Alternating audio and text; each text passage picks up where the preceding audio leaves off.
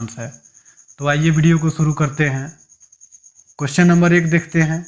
मस्तिष्क उत्तरदायी है। ऑप्शन ए सोचने के लिए, ऑप्शन बी हृदय स्पंदन के लिए, ऑप्शन सी शरीर का संतुलन बनाने के लिए, ऑप्शन डी इनमें से सभी। इस प्रश्न का राइट आंसर होगा ऑप्शन डी, इनमें से सभी। मस्तिष्क सोचने के लिए, हृदय स्पंदन के लिए तथा शरीर का संतुलन बनाने के लिए मस्तिष्क उत्तरदायी होता है। Next question. निम्न में से कौन मानव मदा जनन तंत्र का भाग नहीं है? निम्न में से कौन मानव मदा जनन तंत्र का भाग नहीं है? ऑप्शन ए अंडाशय, ऑप्शन बी गर्भाशय, ऑप्शन सी शुक्रवाहिका, ऑप्शन डी डिंबवाहिनी। इस प्रश्न का राइट आंसर होगा ऑप्शन सी शुक्रवाहिका। शुक्रवाहिका मानव मदा जनन तंत्र का भाग नहीं होता है। इस प्रश्न से संबंधित कुछ महत्वपूर्ण तथ्य के बारे में जान लेते हैं। अंडाशय, गर्भाशय तथा डिंबवाहिनी स्त्रियों में पाया जाता है, जबकि शुक्रवाहिका नर में पाया जाता है। स्त्रियों में एक जोड़ा अंडाशय पाए जाते हैं। फाइलोपियन नलिकाएं संयुक्त होकर गर्भाशय बनाती है। डिंबवाहिनी गर्भाशय के दोनों ओर से निकलकर दोनों तरफ कूल्हे की हड्डियों तक जाती है। Next question. पराग कोष में होते हैं। ऑप्शन ए बाह्यदल, ऑप्शन बी अंडाशय, ऑप्शन सी अंडक, ऑप्शन डी परागकण। इस प्रश्न का राइट आंसर होगा ऑप्शन डी परागकण। पराग कोष में परागकण पाए जाते हैं। Next question. घोंघा किस समुदाय का प्राणी है? Option A Mollusca, option B Echinodermata, option C Protochordata, option D Annelida. इस प्रश्न का राइट आंसर होगा ऑप्शन ए मोलास्का। घोंघा मोलास्का समुदाय का प्राणी है। Next question. अड़उल किस प्रकार का फूल है? अड़उल किस प्रकार का फूल है? ऑप्शन ए द्विलिंगी, ऑप्शन बी एकलिंगी, ऑप्शन सी दोनों, ऑप्शन डी इनमें से कोई नहीं। इस प्रश्न का राइट आंसर होगा ऑप्शन ए द्विलिंगी। अड़उल द्विलिंगी प्रकार का फूल है। इस प्रश्न से संबंधित कुछ महत्वपूर्ण तथ्य के बारे में देखते हैं।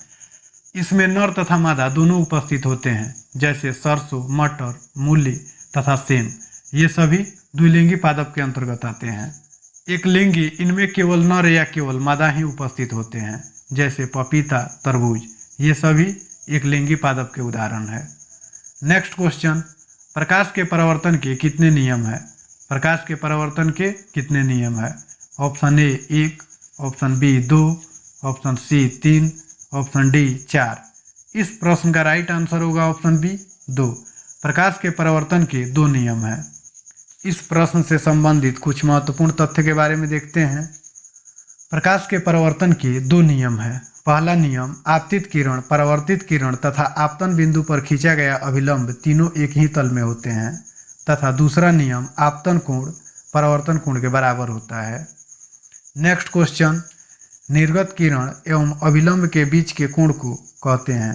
ऑप्शन ए आपतन कोण, ऑप्शन बी परावर्तन कोण, ऑप्शन सी निर्गत कोण, ऑप्शन डी इनमें से कोई नहीं।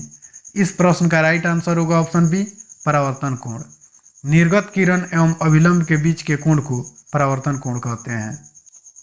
Next question. 1 मीटर फोकस दूरी वाले उत्तल लेंस की क्षमता होगी। 1 मीटर फोकस दूरी वाले उत्तल लेंस की क्षमता होगी।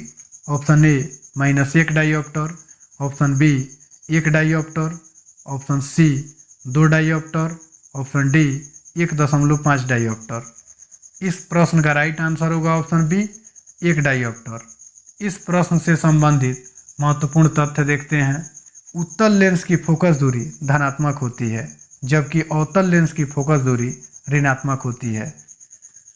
Next question. हीलियम परमाणु के बाहरी कक्षा में कितने इलेक्ट्रॉन रहते हैं? हीलियम परमाणु के बाहरी कक्षा में कितने इलेक्ट्रॉन रहते हैं? Option A 1, option B 2, option C 3, option D 4। इस प्रश्न का राइट आंसर होगा ऑप्शन बी 2। हीलियम परमाणु के बाहरी कक्षा में 2 ही इलेक्ट्रॉन पाए जाते हैं। इससे संबंधित महत्वपूर्ण तथ्य, हीलियम का संकेत He होता है तथा इसका परमाणु संख्या 2 होता है। यह आवर्त सारणी के 18वें समूह में पाया जाता है। इसे अक्रिय गैस के नाम से भी जाना जाता है। Next question.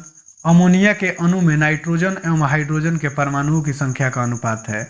अमोनिया के अणु में नाइट्रोजन एवं हाइड्रोजन के परमाणुओं की संख्या का अनुपात है। Option A 2:1, option B 1:2, option C 1:3, option D 3:1। इस प्रश्न का राइट आंसर होगा ऑप्शन सी 1:3। अमोनिया के अणु में नाइट्रोजन एवं हाइड्रोजन के अनुपात 1:3 होता है। नेक्स्ट क्वेश्चन, कार्बन क्या है? कार्बन क्या है? ऑप्शन ए धातु, ऑप्शन बी अधातु, ऑप्शन सी उपधातु, ऑप्शन डी इनमें से कोई नहीं। इस प्रश्न का राइट आंसर होगा ऑप्शन बी अधातु। कार्बन अधातु है। इससे संबंधित कुछ महत्वपूर्ण तथ्य के बारे में देखते हैं। धातु का परिभाषा इसमें थोड़ा देख लेते हैं। धातु में विशेष प्रकार की चमक होती है तथा साथ ही यह इलेक्ट्रॉन दान कर धन आयन बनाने की क्षमता रखता है, जिसे धातु कहा जाता है।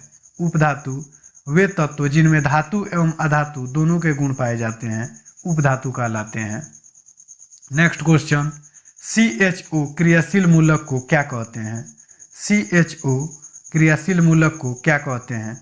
Option A ketone, option B aldehyde, option C alcohol, option D इनमें से कोई नहीं। इस प्रश्न का राइट आंसर होगा option B aldehyde. CHO aldehyde क्रियाशील मूलक है। इससे संबंधित कुछ महत्वपूर्ण तथ्य, कीटोन का सूत्र होता है CO, अल्कोहल का सूत्र होता है OH, एल्डिहाइड का सूत्र होता है CHO। नेक्स्ट क्वेश्चन, गर्म जल प्राप्त करने के लिए हम सौर जल ऊष्मक का उपयोग किस दिन नहीं कर सकते हैं? गर्म जल प्राप्त करने के लिए हम सौर जल ऊष्मक का उपयोग किस दिन नहीं कर सकते हैं? ऑप्शन ए में देखते हैं धूप वाले दिन में, ऑप्शन बी बादलों वाले दिन में, ऑप्शन सी गर्म दिन में, ऑप्शन डी पवन वाले दिन में। इस प्रश्न का राइट आंसर होगा ऑप्शन बी बादलों वाले दिन में। बादलों वाले दिन में हम सौर जल ऊष्मक का उपयोग नहीं कर सकते हैं। इससे संबंधित कुछ महत्वपूर्ण तथ्य के बारे में देख लेते हैं। सौर जल तापक ऊष्मक का उपयोग केवल धूप वाले दिन में ही किया जा सकता है। नेक्स्ट क्वेश्चन, N2 अणु में नाइट्रोजन परमाणुओं के बीच कितने सहसंयोजन आबंध होते हैं? N2 अणु में नाइट्रोजन परमाणुओं के बीच कितने सहसंयोजन आबंध होते हैं?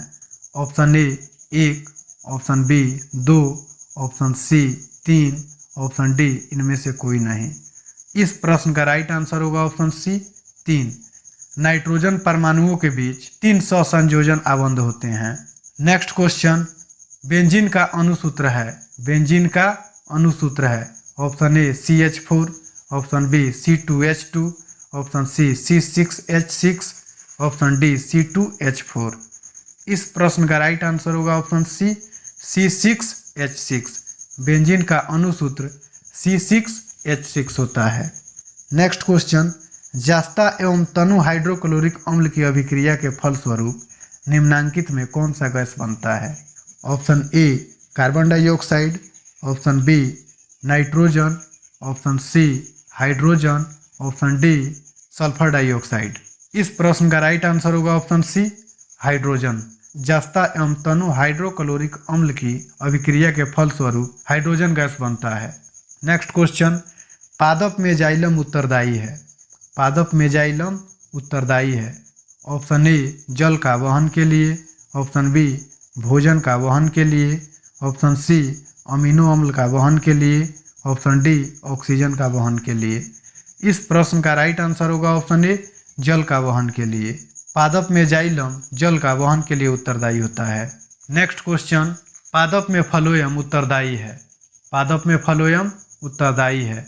ऑप्शन ए जल के वहन के लिए, ऑप्शन बी भोजन के वहन के लिए, ऑप्शन सी अमीनो अम्ल के वहन के लिए, ऑप्शन डी ऑक्सीजन के वहन के लिए। इस प्रश्न का राइट आंसर होगा ऑप्शन बी भोजन के वहन के लिए। पादप में फ्लोएम भोजन के वहन के लिए उत्तरदायी होता है। जाइलम और फ्लोएम के कार्य को याद करने में थोड़ा कन्फ्यूजन उत्पन्न हो जाता है, इसलिए हम इस प्रश्न को याद करने के लिए एक शॉर्ट ट्रिक का इस्तेमाल करेंगे। ज से जाइलम और ज से जल होता है, अर्थात जाइलम के द्वारा जल का वहन होता है, और फ से फ्लोएम तथा फ से फूड अर्थात भोजन होता है, अर्थात फ्लोएम के द्वारा भोजन का वहन होता है। इस प्रकार इस प्रश्न को हम हमेशा याद रख सकते हैं। अगर वीडियो पसंद आया हो तो वीडियो को लाइक तथा चैनल को सब्सक्राइब जरूर करें और अपने दोस्तों में भी शेयर करें।